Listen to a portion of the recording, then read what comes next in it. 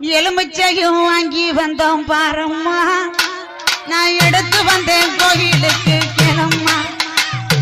எலுமிச்சையும் வாங்கி வந்தேன் பாரம்மா நான் எடுத்து வந்தேன் கோயிலுக்கு கிளம்மா நான் கனிமாலை கொண்டு வந்தேன் பாரம்மா என் காளியவ கழுத்தில் சூட வந்தோம் ஆத்தா மடப்புறத்து காளியத்தேன் பாரம்மா அவ மகிமைகளை சொல்லி வரேன் கேளம்மா அம்மா மடப்புறத்து காளியத்தேன் பாரம்மா